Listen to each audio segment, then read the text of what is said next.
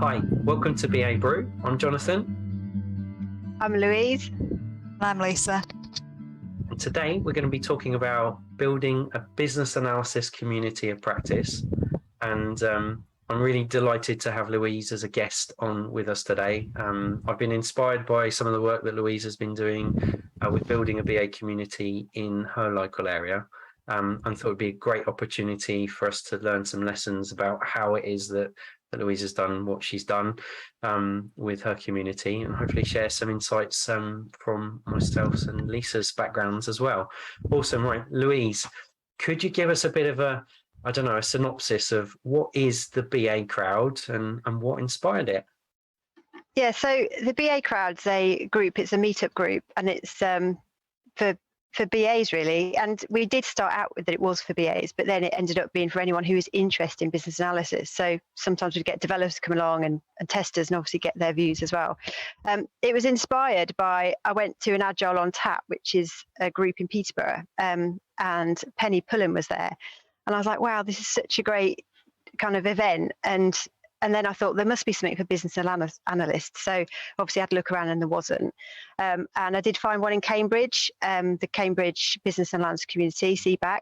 And again, I met David Beckham there, who did an amazing talk. So I was like, we really need something like this in Peterborough for BAs. So that's what inspired it. So, wow. Yeah. So you went to the Agile on Tap and you'd seen that there was the community in Cambridge. And so how does it go from, how many years ago was it that you had the inspiration to do it? Yeah, it's 3 years ago now. So, and I think it was within about 6 months we'd got it up and running and kind of out there. So how did you get over from the idea through to the first event? What was that sort of process like? So I kind of had to get people to support it because I couldn't just do it on my own. So I kind of just spoke to other BAs who was interested in helping me. And then I didn't want it just to be from my company either. I wanted external because I've worked with my company a long time.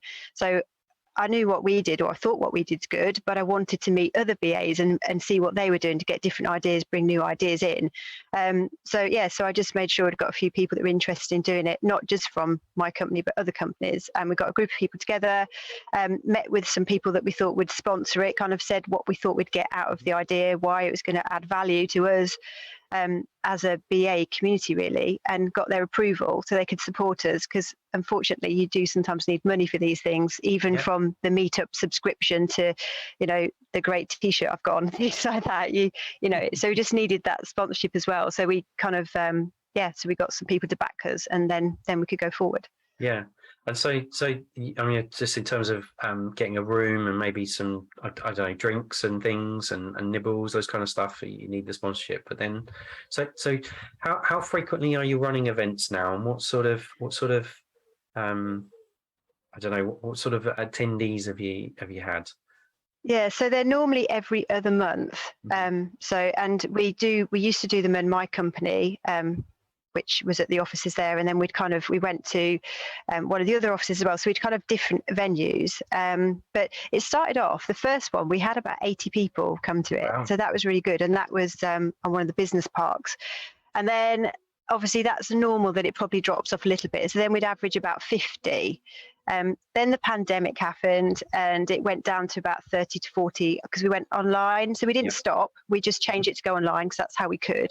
And we got kind of some good attendance then. And now we've kind of hybrid face to face, which we did. The first one was last month. And then we think we're going to do some online ones still, because now we've got some attendees that are further afield than Peterborough. So we still want them to be able to come in, and it's obviously not fair for them to expect to come to Peterborough for it. So we're going to do a mixture just to meet the different attendees we have now, just due to what's been happening. Wow. A real kind of story of leadership, and I'll dive more into it in terms of why you did it and what you got from it. But Lisa, I believe you've been involved in building and taking part in BA communities. Are you happy to share an experience you've been involved in as well? Yeah, sure. I mean, mine wasn't probably as large scale as Louise's, but it was internal for quite a large organisation. But actually, it was, at the time, I was the first permanent business analyst. So, that brings a whole different set of challenges, really. But after a while, there was another team that were a temporary team over in another part of IT services. And it was crazy because we were doing one thing, they were doing another, and they were great people, and they were really, really receptive actually to setting up some kind of forum internally. So that worked really well. So we set it up. I think we ran it maybe about once a month, just till it got up and running, and it really took off actually. But we had a bit like you, Louise. It wasn't just for BAs. It was for testers. It was for project managers. Anyone who was really in that kind of multidisciplinary team who wanted to be involved were very welcome to come along. And we did things like we shared ideas. We shared how we'd approach things. We talked about, but just generally setting up the practice, standards, processes, all that good stuff. Yeah, and it was actually received really well, a lot better than I thought it would be, to be honest. So it kind of sounds like you didn't have a grand vision of conquering the world, maybe, but you just want to get people together to get them discussing and sharing and helping each other with their work as practitioners, as BAs. Yeah, absolutely. I mean, it was. I suppose when I first took the role on, the practice didn't exist. So I'd done courses and done training and things. I brought that back to it as well. But also, there were 3 people who would come in from the business as kind of, I suppose, as apprentice or assistant BAs. So I was mentoring them as well, and then they were having some fantastic ideas about how things should be done. So it made sense to sort of bring everyone together and just discuss how to move forward as a collective. Yeah. I did a similar thing in a bank. So it was a very large bank with lots of different divisions that all employed business analysts separately, different job profiles, doing ever so slightly different versions of business analysis. And I joined, and there was no active business analysis community. And so I just set one up. I just invited a few people that I knew of, to a very first meeting. It must have started with about 4 or 5 people, I think, not a large number at all. And from that 4 or 5, we turned it into a global business analysis community where we shared standards, templates, ideas. We ended up helping each other with business analysis inductions. We would support each other through things like business analysis diploma, oral examination training, and there was quite a lot of active community members that wanted to run local IIBA chapter events, and so we'd all support each other in the background, doing those kind of things as well. And it made work a little bit, I don't know, you just finding kindred spirits who wanted to help and share ideas, and great people. I've met some great people and worked with some great people through these communities, and just really rewarding. But you've got to take that first step to do it. Have you found it rewarding, Louise, getting involved and doing what you've done?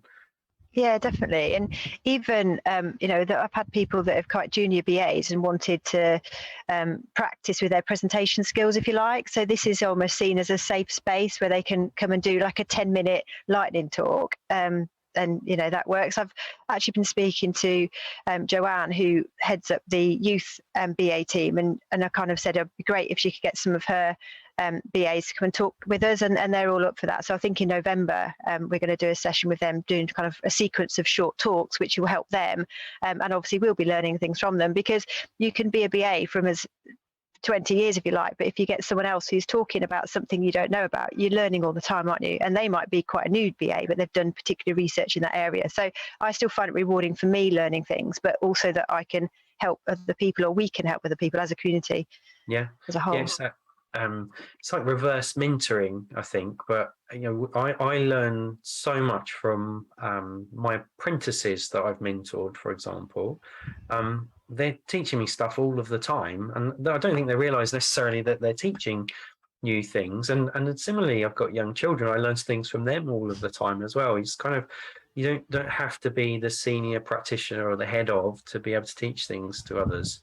I think it's a two-way learning process. Lisa, what did you get from your journey? What sort of I don't know. I can't think of anything in terms of knowledge as such, but I just remember it being really inspiring for me, because especially about the 3 ladies that I was mentoring at the time, they were so passionate and they were so new to business analysis. And at the time, like I said, I was kind of like alone in the sense that we didn't have a community. I was just the first BA. It was a new role completely. And it was just great to have like-minded people who were really passionate, who really wanted to drive things forward. Yeah, and they've really spurred me on to do that and to create, different documentation and just different ways of doing things. It was phenomenal, really. I just want to mention it. One of the BA communities that all three of us are members of is the BA Managers Forum. And I've talked to others about the history of it, but I think that was a similar sort of process when it was originally set up. It was a few people that were like-minded business analysis managers that wanted to get together and discuss and share ideas. And I believe Lawrence Darville kind of spearheaded what was happening with the development of the BA Manager Forum. But it takes that one person to say, right, I'm going to get people together and get people to help each other. And you don't have had to have, you haven't got to have done it before, I suppose. You've just got to get those first few people on board. Louise, would you share, have you got any top tips in terms of how would you go about setting up a BA community, either internally or you've done it externally? Yeah, I think the best thing is getting sponsorship, because it's nice to think you can do it kind of without much money, but unfortunately you do need things like the meetup subscription and things like that. So my company, BGLI, sponsored us, so they'd give us money for banners and the meetup subscription and pizza, and Compare the Market, who someone else on our team works for, they sponsor them. So we've got venues and also Bauer. So it's really important to get sponsors and get people behind you, just because it makes it better. So it just makes it a better event, really. And also as speakers, just don't be afraid to ask people to come and talk to you, because I think it's quite scary, isn't it, to ask someone who's quite big on the BA circuit, but they're really happy to help. And most of them, it's actually helping them as well with experience. So don't be afraid to ask people for help. Was it a hard sell in terms of asking for sponsorship? Was it difficult? Did you have to put together a business case, or? I had to put together some slides to kind of say what we thought we'd get out of it, but it wasn't that hard, because I think they could see the collaboration from it, and BAs, there's always new process coming in, isn't there? Better ways of doing things. So I think they understood that really well. So I did have to put some slides together, but it wasn't that hard to convince them that this was a really good thing, really. And they wanted to back us and wanted to support us. So yeah. Brilliant. And then who was the first speaker? Can you remember who was the first speaker you went out to and said, "Oh, would you mind coming to talk"?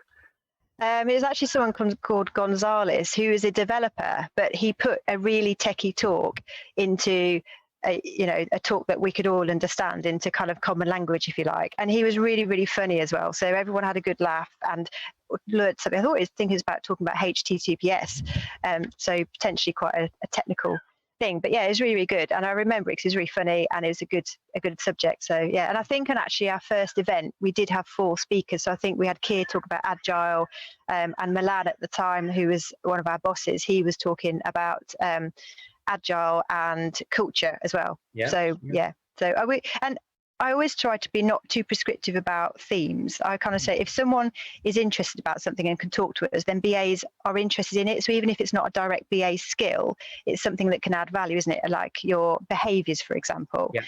We even had someone doing a short talk on currency, the currency that's gone crazy, just a 10-minute lightning talk. And we're really interested in it. And actually, we wanted him to come back and talk to us about it again. So it doesn't have to be your immediate job, does it? It can be anything that you're interested in.